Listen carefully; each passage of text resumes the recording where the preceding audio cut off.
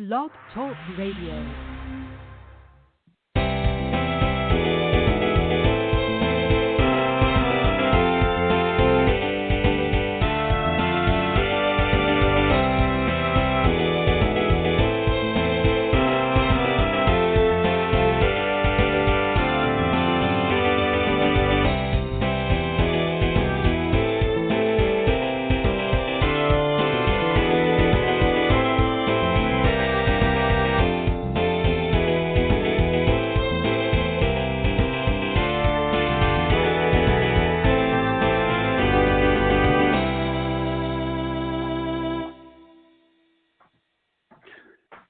Good evening, everyone. This is me, Jonathan Alexander, and I'm here to host our show, Life, Laughter, Happiness. Today, I have my co-host, Kelly. Are you there, Kelly? Yeah. Hi, everybody. Hi. Now, Kelly, these are guests that you know, so why don't you introduce them to everyone? Okay. Tonight we have Christina Carey. She has been part of our Overcoming Adversity series. And tonight we have our part 6, which is our final installation. And tonight we also have our special guest, Rachel Carey. So, are you there, Christina? I am. Hello. Hi. And are you there, Rachel? Yes, I'm here. Hi. Oh, how are you doing, Christina? I am good. How are you guys? Great. Thank you. Just let me know And, if you can't hear me. Okay. Thank you. And how are you doing, Rachel? I'm doing okay. I'm catching a cold, so Oh, that's no one of the fun. last things I'll take for this year, I guess. Yeah, exactly. Nobody wants to have that going into the new year, but, let's get that out of the way, and then you can have after that, the rest of the new year can be great. I'm hoping so. Yeah, well, it's supposed to be, leave all the old energies behind for 2019, and after the 10th, the new year is supposed to be smooth sailing, so we'll see, right? Sounds good to It'll me. be it's going to be a great decade. The next decade. Yeah. Actually, the next decade actually starts 2021. Oh, that's right. Yeah. Yeah, we But keep it is forgetting about that. 2020. It is 2000, but if you mean the 2020s, then yes, you're right. But Yeah, because, the first year wasn't year 0. Yeah. Yeah, we had to have a year under our belt before it was the first year. So, yeah, I guess that would make sense. Yeah. Yep. Johnny the mathematician. He beat us to it. Yeah. Yeah. Technical dude. So, all right. So, let's see. So, it was quite a journey getting here, part 6, and you've had quite the life. You've had to overcome quite a few things. Yes, I can't believe we're already part 6, actually. That was a lot of stuff. Yeah, we've covered a lot of ground. So, what, in going through all of this, in retrospect, what do you think, what did you come away from having to relive all of this? What was the big picture thing? I mean, did anything stand out, and kind of be like this, oh my gosh moment? So I talk about, through my journey, I talked about a lot of God and music and things like that. And before I had always said I had forgiven a lot of people, but when Rachel came out, it was, okay, let me jump back. So a couple years before Rachel came out, I had to be put in the hospital to get monitored for my seizures. That was one trigger because I got very angry because I shouldn't have had to really deal with that. That was not my problem. I had an extra cost to pay for, and I shouldn't have had to deal with that. That was the person who put that on me. That shouldn't come out of our budget. And that was extra medicine and things like that. So I got upset. So that was a trigger of unforgiveness. And that's when I talked about how my cousin had never seen me cry before, and he's never seen me that angry before.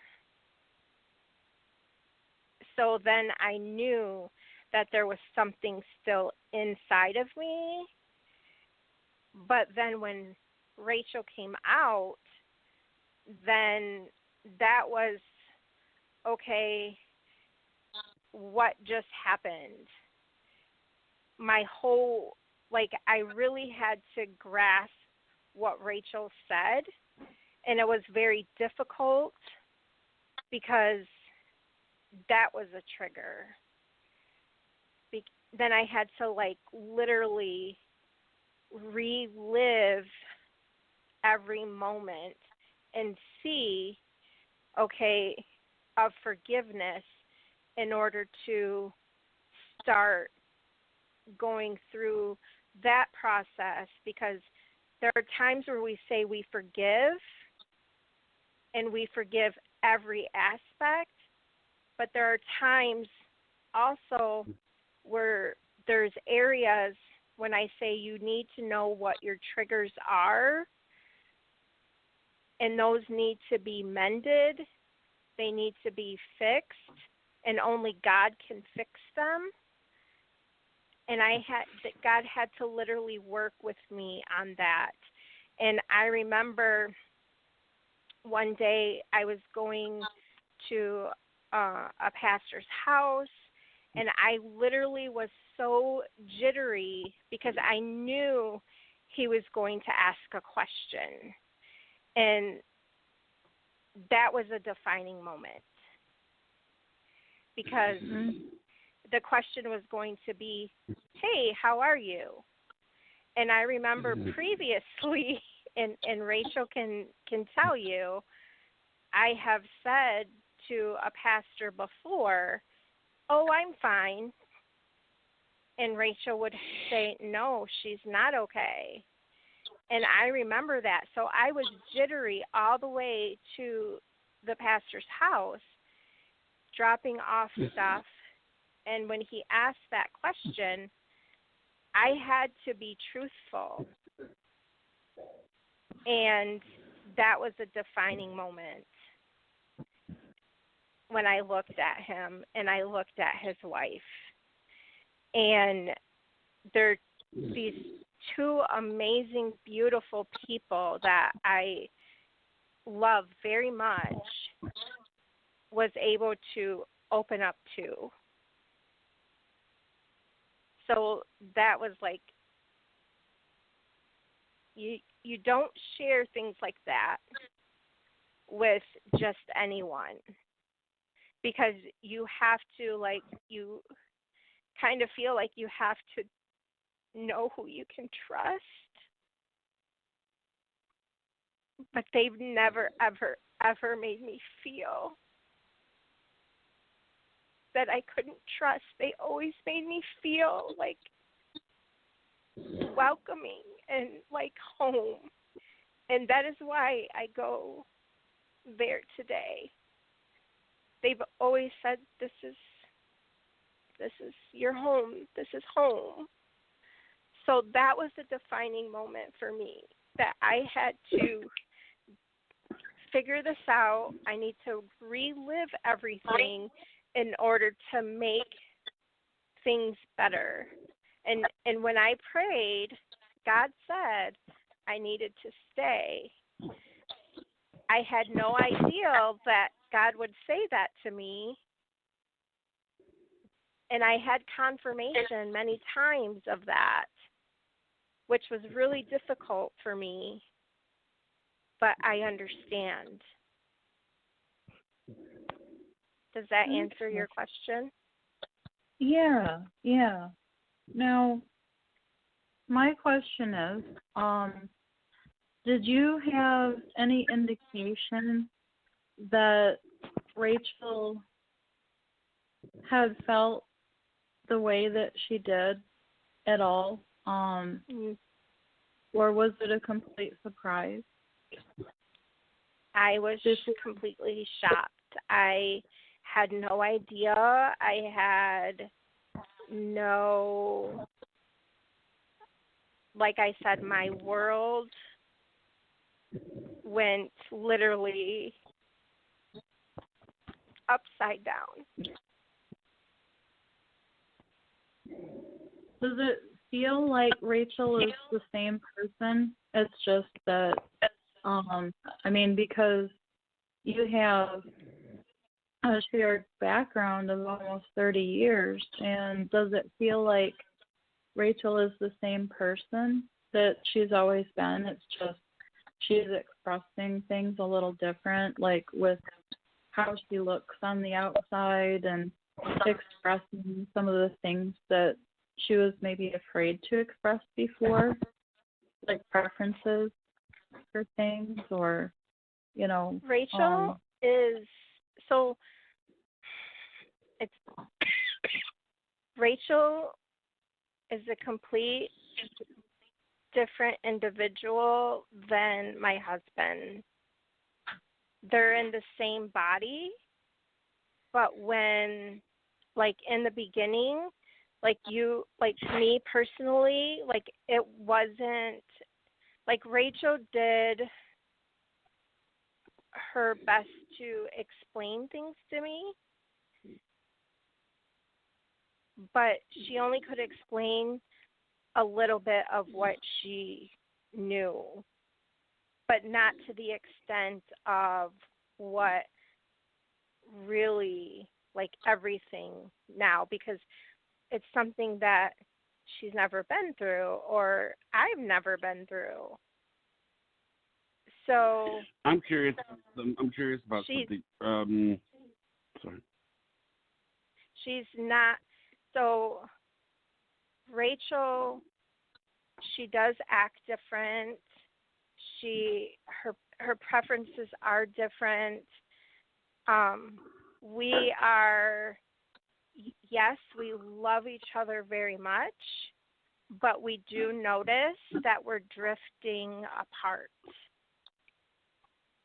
So we're not, it's not the same as it was before, but we're drifting as more of a friendship than, yes, we have the love. It's so, with all the meds that she takes, and it's just different. She's not the same, but in some aspects she is. If that makes sense. Kind of like, is it kind of like a personality change, or is it kind of like, because it can't, you're making it, I'm not saying you're making it, but I'm saying it kind of sounds like it's not just the physical aspect. Well, it's like it's not the same, Like not the same Rachel in a different package kind of a thing. It is different. A lot is different. I mean, she's able to fully come out and express who she wants to be, and it shows in her being on hormones and all of the other stuff. That all plays a factor. And so the person, like, I still see my husband, but I see I see Rachel too, a lot more of Rachel than my husband. So like when Rachel says your husband died, well, yeah, he kind of is gone, because he is kind of gone. Oh, okay. Then, yeah, that makes sense. Okay, Johnny, you've got a question. Go for it. Now, what was it like being, say, 10 years old, Rachel? I mean, did you know this when you were, say, 10?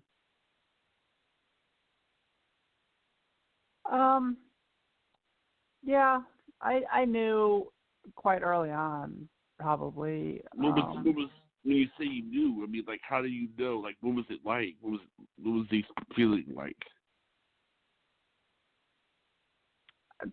Just, I don't know. It felt like being a girl. I mean, I liked girl things. I like boys. I think growing up, because my history has started out, because I didn't live with my mom. Well, I lived with my mom until I was about 7 or 8, and then I was actually taken out of the home and put in foster care for, I think, 3 years. And then I went to go live with my dad after that for about 7 years. So there was a huge impact of around that time that I was taken out of the home and put in foster care that was psychologically damaging to me. And it's when I started to build my walls of protection. So I wasn't able to express who I really was, because at that time I was just trying to figure out how everything worked in the world. So, if you think about how a 6 or 7 year old person's mind works, we don't know a whole lot of stuff. That's why kids ask a lot of questions. So, and they tend to get, adults think they tend to get annoying, but I kind of knew early on. First grade, I used to play kiss and kill all the time, and it's a game. So, I didn't know. So I actually was trying to catch boys, and it was wrong to them. And I actually got into a fight, and, because boys don't go with boys. But I didn't know that, because I didn't know that, I was a little confused because I did like boys. So at that time, the other kids on the playground thought I was gay, which back in the 70s wasn't quite what you wanted to do. Plus, I'm half Asian, so being the only Asian, kind of like in the school district besides my brother and sister, was kind of like a minority type of thing. So, so I knew early on. I loved to play with stuffed animals, dolls, nail polish, my mom's shoes and jewelry, and all that. I mean, sometimes little boys do that when they're young because they haven't been exposed to a male figure. Like my dad wasn't in the house. My mom and my dad got divorced when I believe I was still a baby. So I never knew that male figure type thing in the house. So I had nothing to model after. So, I just grew feeling internally, just going with what I knew. And that's, basically how I knew later on as things started to develop. So I think about 7 or 8 was probably when I started to realize that my body just didn't match what was in my head, what I was feeling. But then all that got suppressed because I was taken out of the home and put in foster care. So that was the beginning of the long, kind of the long process until now. That was the beginning of my suppression of who I really was in order to protect myself.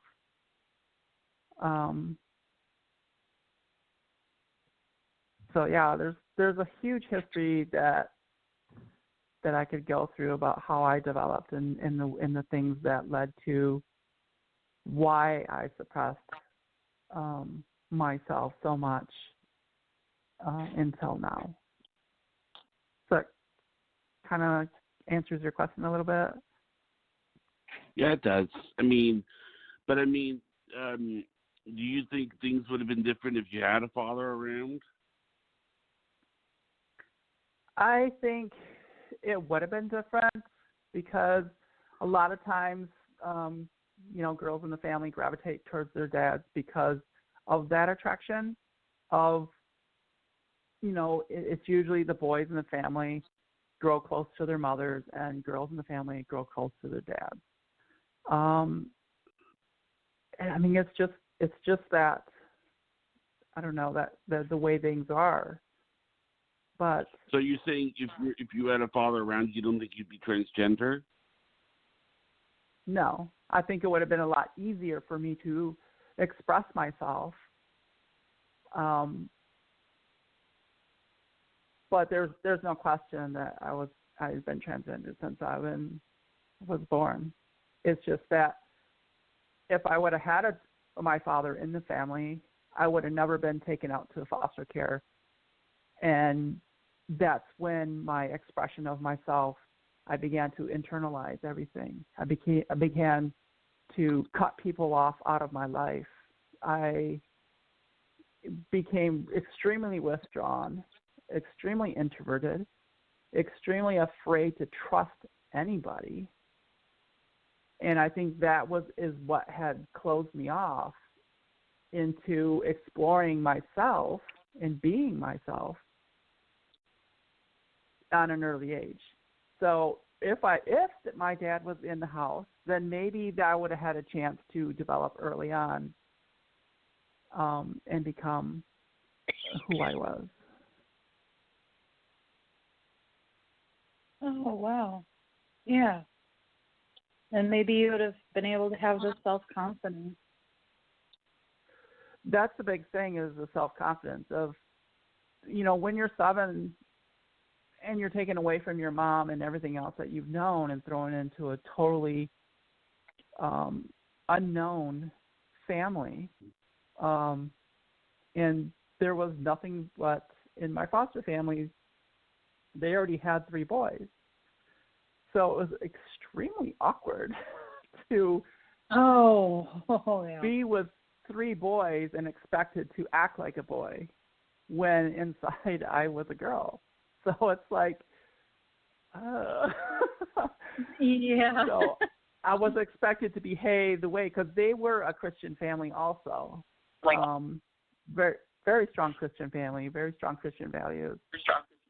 So, the expectation to behave yourself and act the way you're supposed to. And also, since there was just a bunch of boys, there was no female type clothes around like there were here, because my sister was here, living here, and my mom always had a bunch of stuff. So I never had that opportunity to explore and dress up and do that stuff like I did before. So it was basically, that was like a choking point for me. That was where my life started to basically just being closed off from the whole process. Oh, man.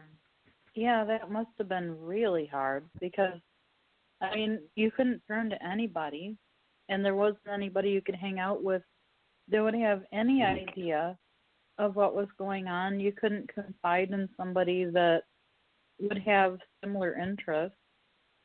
So, I mean, what were you supposed to do? No, because the foster family I went to go live with actually lived in Sparta, and I grew up in the city of Wyoming, just outside of Grand Rapids. So Sparta is like way north of Grand Rapids. So I wasn't able to see even my own family, only for like an hour a weekend. And Catholic Social Services was the Department of Social Services today, but back then, and I'd had to go see my mom and my brother in a supervised visit for an hour once a week in their building. So they didn't even know where I was living. I'd never had an opportunity to go back home until I was. I didn't come back home to live with my mom until I was 17. Until I was old enough for myself to leave my dad's. And because every time I tried to run away to come live here, they would always send the cops and come get me. And, and it's hard to grow up that way because I didn't know who my dad was. I really never spent time with him, even as I was a kid, because my mom was so afraid of what he had done to her that you didn't, my brother and sister actually got to go with him and, spend the night and do the weekend thing. But my mom was so afraid of losing her baby that I really never got an opportunity to get to know him. So I was terrified. And there he already had gotten remarried, and his wife had 2 children from a previous marriage, and then he already had 2 children with her. So I had to live with 2 stepbrothers, a half-brother and a half-sister that I had no idea who they were. And this was like in 5th grade, so I must have been, I don't know, about 10. So, yeah, it was pretty traumatic for me. I had a pretty traumatic childhood up until I went to foster care, and then until I was about 17 after that. Well, no wonder you were so withdrawn. My gosh. Wow. Yeah, my goodness. So did your mom and your brother?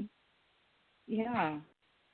You can see where I grew not to trust anybody with any kind of secrets or expose myself, my true identity to anybody, because I was in an environment where it just wasn't nurturing. It just wasn't, I wasn't able to express myself up until I was like 17 and I was free. But then I think that year, I think it was like, that summer I left, it was 89, and I met Christina in January of 90. So there was no real opportunity to express myself to the identity that I knew I was.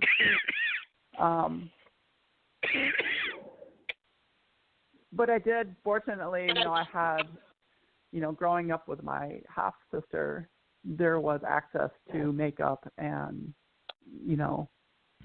something there that I could actually experiment with a little bit. But other than that, just feeling isolated. I was ridiculed all through. Basically, middle school was the worst. They thought that I was gay because I wanted to hang out. I've always hung out with the girls. I've always been, hang out with the guys. And I hated wood shop, and I loved home ec. It's like, all these things I wanted to do that I tried to do, but then, the gender norms back then didn't allow me to do that sort of thing. So, and that was another thing in middle school where I got isolation too, that extreme isolation from trying to make friends because of being thought of as being, gay. And, back then there wasn't a lot of kids that actually came out being gay back in the 80s. So, yeah, I didn't have hardly any friends to do anything with. I want to say something.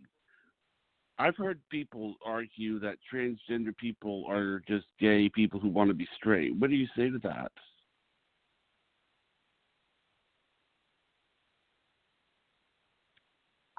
It's sexuality that has nothing to do with being transgender. There's been studies done to show that, maybe gay men were actually women inside. But I don't think that they've shown that the center of the brain that is feminine active did not match in autopsies of all these cases of gay men that they wanted to. But when they autopsy transgendered women, the brains of them in certain centers actually did match the brains of cis women. So physiologically, transgendered women are female. Their brains have developed as female. That's why we have a strong sense of being female, because we are somewhat physiologically, even though we had developed male genitalia and the dominating hormone in our body was testosterone. So, no, I would have to disagree that transgendered, sexuality has nothing to do with being transgendered. Yeah, that makes sense. Because your sexuality, you can be straight, you can be gay, you can be bisexual, you can be pansexual, you can be asexual, you can be all kinds of things. There's a whole spectrum for sexuality. And you could say that too with gender is a little more fluid, but most of the time transgendered individuals tend to want to go from one end of the spectrum, from female to male or from male to female, to match their identity as close as they can. So yeah, it just depends. Sexuality, you can be anything, but yeah. I'm not making this up. I have heard that there's something called algender, moon gender, where barely they're one gender in the morning and another one at night. Have you ever heard of that?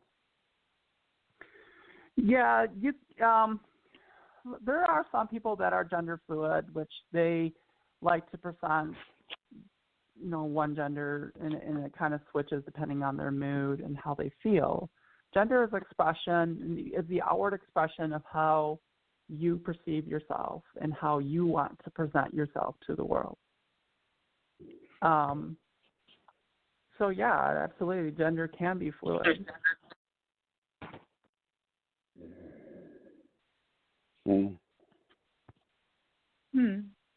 Yeah. I mean, hormones are an extremely powerful thing, even though in just minuscule doses inside the body. My doctor was surprised that when I went to get on HRT that she did a baseline test for testosterone and estrogen levels in my body, and to get a good look and see what my liver and kidney and everything were doing and see if I was healthy enough to actually withstand HRT. Because even males have a little bit of estrogen in them. Females also have testosterone in them, but it's in lower levels than males. So my estrogen levels were about 85 normally inside my body, which in a typical male, they should be less than, I believe, 50. Oh, wow. And my testosterone levels were kind of low. I believe there's a range in testosterone that goes from like 300 to, 1,000. So It doesn't. It's not a scale of machoism. So if you have 1,000 testosterone, doesn't mean you're more macho than a guy that has 300. So it has nothing to do with that. But mine was kind of on the low side. So I actually began to develop breasts when I was going through puberty, and I was excited, and I had told my mom this, and she was worried. She actually took me to the doctor, and the doctor, confirmed that I was growing breast tissue. And he's like, well, sometimes this happens in boys, things, they get confused, the hormones and stuff like that. And says, well, it should just go away on its own. And it did, but I was devastated, of course. Aww. But I think my body was actually fighting itself. I believe that given the fact that my testes were producing testosterone instead of being ovaries and producing estrogen, I think that my body was kind of confused. So, I mean, that was surprising. My doctor was a little surprised that my estrogen levels were that high naturally without even HRT. Wow. So it's like your body knew what it was doing. It was just trying to do it naturally, and it wasn't quite able to do that without help. Yeah, because of the fact that, I was born with XY chromosome. I mean, I don't actually know. It'd be interesting to see what my genetics are, to see exactly what I'm made up of. So, not only just to do that, but also to see if there are any disease markers. I mean, there are genetic markers for predisposition to several diseases. And also, so it'd be interesting to see exactly what my genetic makeup is. So maybe, I don't know, for my birthday, hint, hint, Christina, that I think get that that was done. a strong hint. What? We're going to Florida? No. Valentine's Day. Because even in females that suffer from PCOS, I think it's called polycystic ovarian syndrome, they have cysts on their ovaries, which precludes them from making enough estrogen, that the testosterone in their body actually produces male traits. So they'll have more facial hair, they'll have more body hair, they'll develop sometimes a deeper voice, they'll be a little more aggressive than your typical female, and that's attributed to the lack of estrogen and also the increase in testosterone. Oh, wow. So, yeah. Huh. I've done a lot of reading and research because it's like when you have something, you tend to want to research it to death to see what you can do and what it's all about. Yeah. And I know a lot of people that have that. And I actually got diagnosed with it in my 20s, and I had never been able to get pregnant except for last year, and it didn't end well. And so, but I've never had, thank goodness for me, because of my preference, I've never had the facial hair. But yeah, I mean, it tends to have it very difficult to have weight in the target, healthy weight range. It's, you tend to carry it in the middle. You tend to have, other companion things like hypothyroid and things like that, which, I got the fun combo pack with that. So yeah, it's funny just how, things like that are related in the human body. And so, finally I'm going to an endocrinologist to see if we can get things sorted out. And, just, I want to be healthy and plugging along, and, but, for you, it's not a thing of being healthy or not. It's that You want to be able to express the way that your body and yourself are, the way that it was meant to be, the way that you have always felt that you have, been, and that you are finally able to express, which is a beautiful thing. And, that you can finally do that and be free to be yourself. I mean, myself, I have friends that are all different genders, all different sexual preferences. And I think it's a wonderful world when we can just be ourselves and be loved for who we are. Yeah, and I agree. And it's in this time and age, it's actually a lot better for people to express themselves the way they really are. Growing up in the 70s and 80s, it was extremely difficult to do that because of the gender norms back then. I think now is there's more education and more knowledge about how people really are, and there's not this expectation of you have, if your birth certificate says you're a boy, you have to do boy things, and if your birth certificate says you're a girl, you have to do girl things. I think that we'd probably be a lot better off. I mean, girls have always been able to express kind of like the tomboy type of thing, be able to dress in male clothes and kind of play male type sports. But men have always been suppressed of not showing their emotional side, not showing their soft side. You got to, toughen up and be a man and suck it up and, don't cry. That's for sissies. And it's this emotional and verbal abuse that we get from society. Yeah.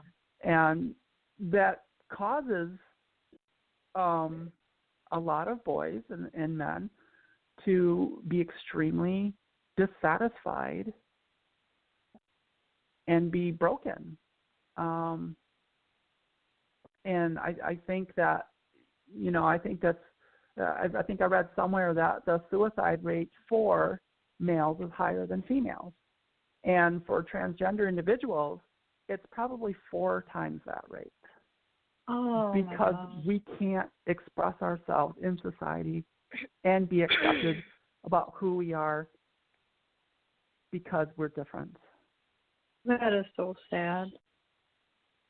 Because and it's like 3 strikes. It's like if you're transgendered and you're not feeling your gender, and plus you're also gay, that's like strike 2 in society. They kind of look upon you, and being a minority, that would be like strike 3. So what I'm saying is like, I didn't know I was a minority. I didn't know that being half Asian was something that was looked down upon in the 70s, only because of the fact of the Vietnam War was just coming to an end. And people had this ill feeling towards anybody that looked kind of Asian because of the fact of all the 10,000 soldiers that died overseas fighting this war. So it was just like World War II when they put the Japanese Americans in concentration camps. It was pretty sad. I mean, it wasn't to that extreme, but we were kind of looked upon like, So, and that's why you find that the statistics for African American and transgender women, the murder rates are extremely high because of that fact. That but can I add to that? Sure. The teenagers too. It's high not only for suicide but for abuse from their parents, from their siblings, from their peers. Different. I remember going to Walgreens and someone coming in there, and they were just completely devastated and in tears because they had come out, and their family, once that told them they loved them unconditionally, they actually confided in them and then wanted nothing to do with her. So wow. I think it comes to a point where, like I said last time, is I don't have to agree with what anybody does, but I do need to love people. I need to love people with wherever they're at. And to me, that young lady, I just gave her a hug. I prayed with her, and who knows what she would have done. She was in such devastation. It was horrifying to watch her that way. And so I was running to work, and I was going to be late, but her mental health was more important at that moment. So God to be bless mindful, to be mindful of these teenagers that are going through these things, and excuse me, trying to find themselves, even though that everybody already knows how I feel. Rachel definitely knows how I feel, but I still love. I love unconditionally, and I love genuinely. But I also, share. So just be mindful. Yeah, I mean, my God, I can't. I mean,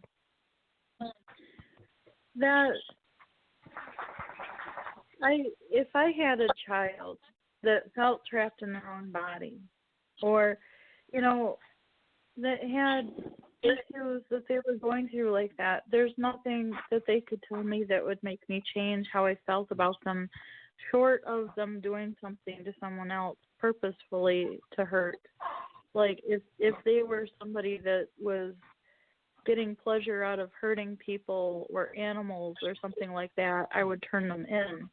But if it was something that they were going through and they were in pain and they weren't doing something to someone else purposefully like that, then of course, I mean, my God, I couldn't judge. I would be, totally supportive.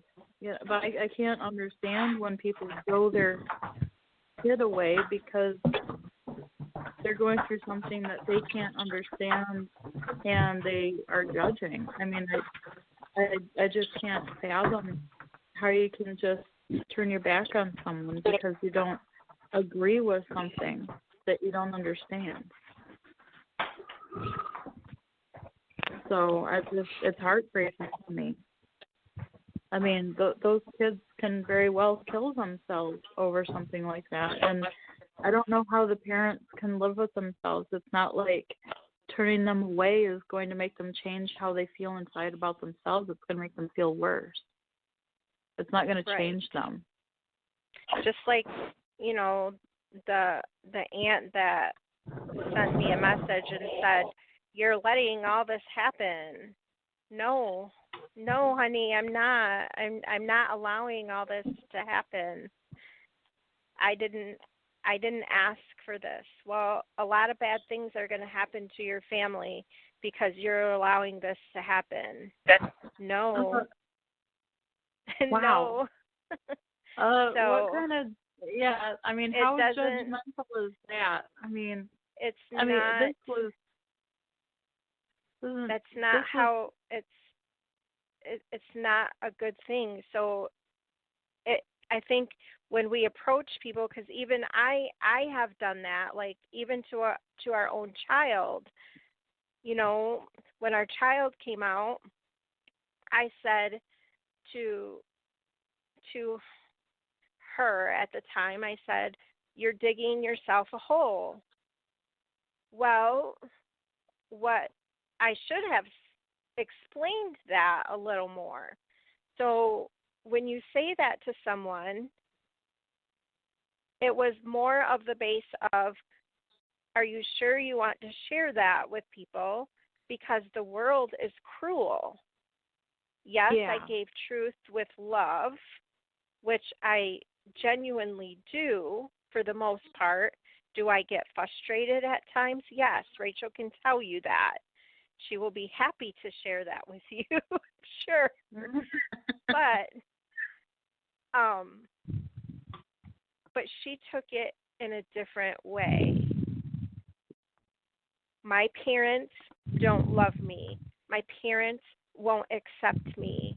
My parents don't want anything to do with me. So I can't be who I am or who I want to be or who I need to be. And that led to other different things. And it was not a good situation. Now it's better.